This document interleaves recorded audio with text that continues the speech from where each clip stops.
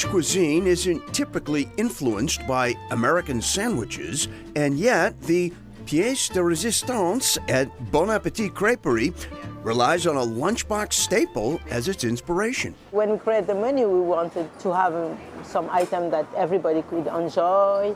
We thought about PB&J. Let's try it on a crepe, and it was really good. Shea Schlu, everyone just calls her Mimi, owns the creperie tucked into Boston Public Market. The crepe is like a thin pancake. You can have it savory or sweet.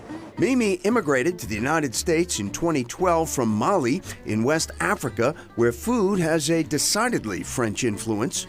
Being colonized by French people, so we there back home, we grew up eating crepes for dinner or lunch, snack. She says standard school lunches in her native country were typically savory. Peanut butter and jelly, not on the menu. No, that's why when I came the first time, I said, what? Peanut butter and jelly on a bread? Because we have peanut butter, but we make it with a stew, with meat and rice. It's really good too. So I was surprised. The PB&J isn't the only childhood throwback on Bon Appetit's crepe menu. This is for the chocolate lovers. A delicate blend of Nutella, graham crackers, and marshmallows produces the campfire. While the sweet treats are popular, Mimi says savory crepes are the draw for the lunch crowd looking for a flavorful alternative to a standard sandwich. A chicken Mediterranean, marinated chicken with the sesame sauce, cilantro, you have mint. So it's like an explosion of flavor in your mouth when you eat it. People love it. Like the PB&J, a grilled cheese is a cafeteria classic. And like our childhood stories, a bit of embellishment transforms the white bread into something slightly more interesting. I think people in our generation that grew up on your traditional white bread American cheese grilled cheese are wanting to find that like adult version of the same thing. At Brighton's Brato Brewhouse and Kitchen, elevated grilled cheese sandwiches are house specialties. Everyone can relate to it. It's something they're familiar with from their childhood, but it also can be intellectually stimulating and really satisfying with a beer. Owner John Gilman deviates from standard bread to his own creation, Vibrato's grilled cheese sandwiches. Our bread is made in-house from beer grain. It's fermented overnight. We don't use any commercial yeast. It's all sort of done with a sourdough starter that's from 1680. It's been replenished since that point until now. You may have guessed that cheese does not play second fiddle to the bread at Brato, a far cry from the neon orange processed product we might remember from school.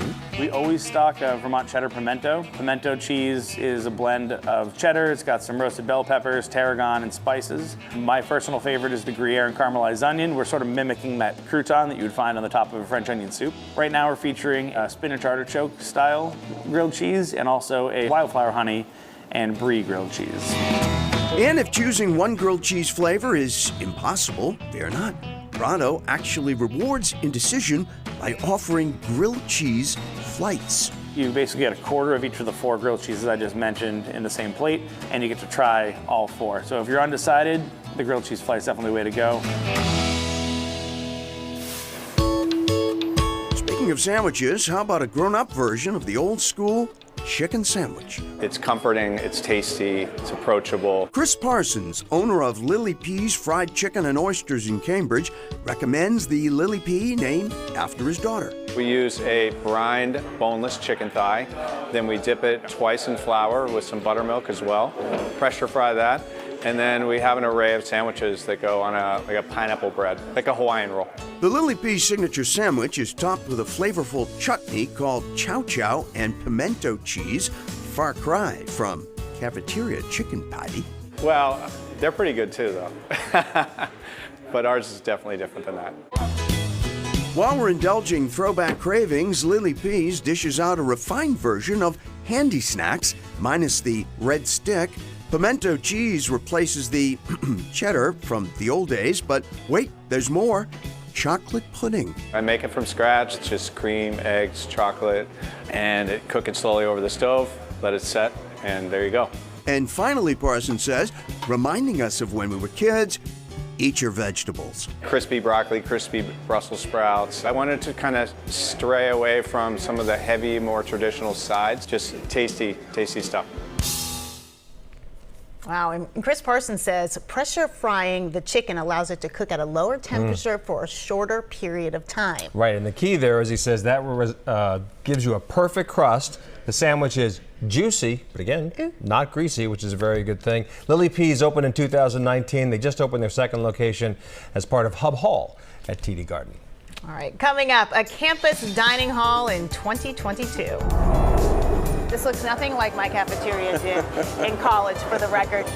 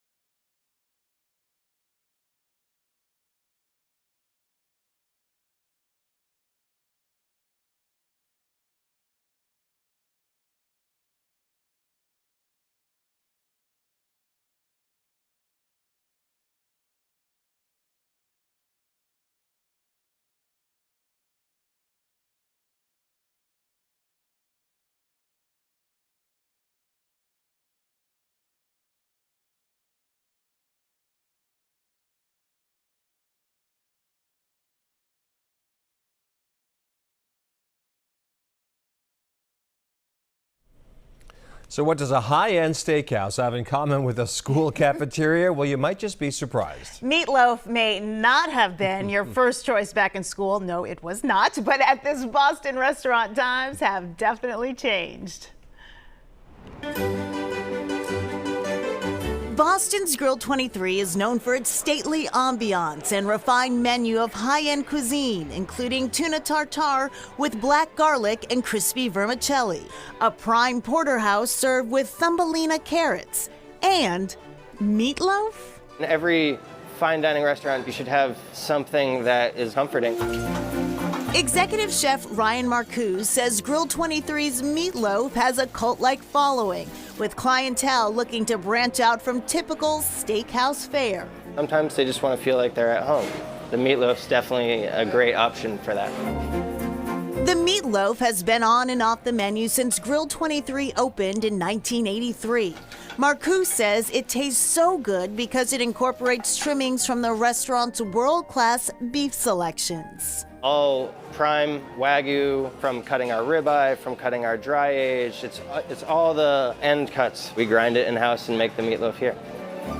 Marcoux says the perfect side to complement Grill 23's entrees is a nod to another childhood favorite, tater tots. They're like little croquettes. So they're nice, rich, creamy inside. We fry them up crispy and toss them with truffle oil to finish. The menu at Catalyst in Cambridge also boasts sophisticated dishes, including the pan-roasted blue cod with olive oil crushed potatoes, beef empanadas with cilantro lime crema. For dessert, baked Alaska with bourbon caramel and toasted meringue, and butterscotch pudding? I think the appreciation for good pudding is lost sometimes when you can just go out to the store and buy it. William Koval, Catalyst chef and owner, says he upgrades this cafeteria staple with a unique flavor twist. We actually spin it and we have a passion fruit curd. Passion fruit is traditionally a little bit more acidic, and so we cut the sweetness of the butterscotch with passion fruit curd, top it with whipped cream, some candied pecans. The butterscotch pudding is paired with another variation on a familiar favorite. We fry pound cake, which is decadent enough, dust it with powdered sugar and serve that so you can dip the pound cake in this passion fruit butterscotch pudding and eat it. It's addictive. Koval says the dessert is slightly more sophisticated than a lunchline pudding cup, but still satisfies cravings rooted in childhood. This does bring back memories of when you're a kid, like putting your finger in the pudding thing and licking it, instead of you're putting a pound cake crouton in there and eating it. It's a little bit more luxurious, a little bit more grown up. All this talk of cafeteria-inspired food had me wondering what a lunch line looks like today. Boston University receives high marks on a number of best college dining hall lists.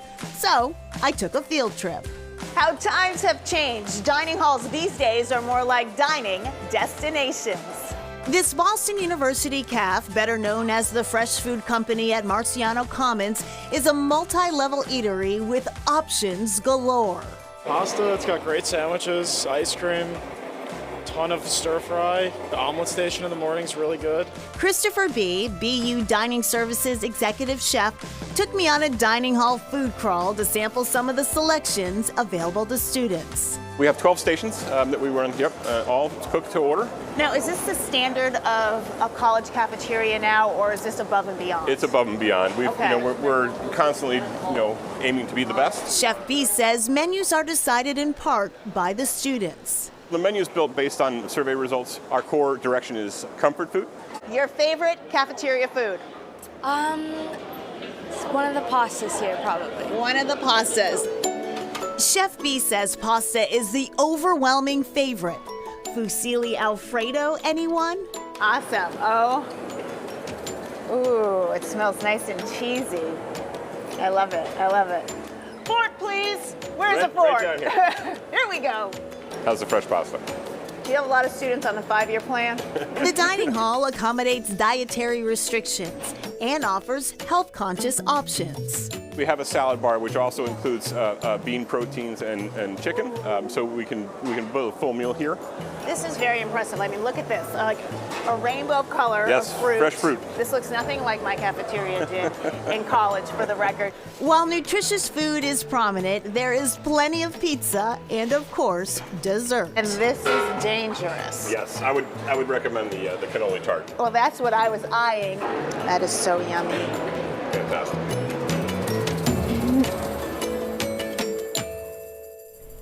Wow. Wow. That looks amazing. But it's not just the food at the Commons, it's next level, right? There are a variety of seating options, a fireplace room, there's a sports bar type area in the cafeteria, which is unbelievable. And once a year at the beginning of the school year, they host a back to school lobster night. They bring in about 7,500 lobsters, and the staff teaches students how to properly crack a lobster. I don't know about you, that was not happening at my college. That was not happening at mine either. Still good food, though. All right, still to come, cooking up something a little different, Sloppy Joe's.